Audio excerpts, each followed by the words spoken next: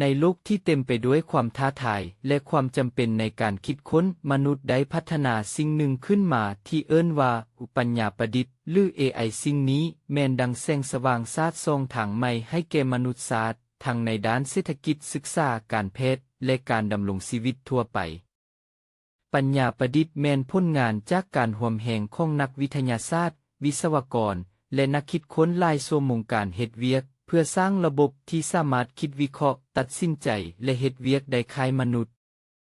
อย่างใกล้ชิดพวกเขาอาจจะได้เห็น AI อยู่ในแอปในโทรศัพท์ในเครื่องจักรขับขี่ด้วยตนเองหรือแม้นในห้องพักคนเจ็บแต่ภายใต้ความก้าวหน้านั้นก็มีคำถามตามมาหลายอย่างเกี่ยวกับจรรยาบรรณการใช้อย่างมีความรับผิดชอบและผลกระทบต่อสังคมปัญญาประดิษฐ์จึงเป็นดาบสองคมที่พวกเขาจำเป็นต้องเรียนรู้และเอาใจใส่ในการนำใช้ในเวลาที่เทคโนโลยียังคงก้าวหน้าไปข้างหน้าพวกเขาเป็นคนกำหนดเองว่าจะให้ปัญญาประดิษฐ์เป็นภาระหรือเป็นผู้ช่วยในการยกระดับชีวิตและสังคมให้ดีขึ้นพวกท่านสงสัยอยู่บ่ว่า AI เอาข้อมูลมาจากไส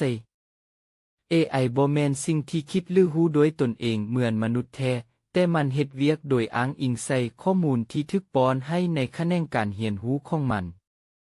ข้อมูลเหล่านี้สามารถมาจาก 1. แหล่งข้อมูลการศึกษาบทความทางวิชาการปึ้มหนังสือวารสารวิทยานิพนธ์ 2. เว็บไซต์อินเทอร์เน็ตเว็บไซต์ข่าวต่างๆเว็บข้อมูลสาธารณะ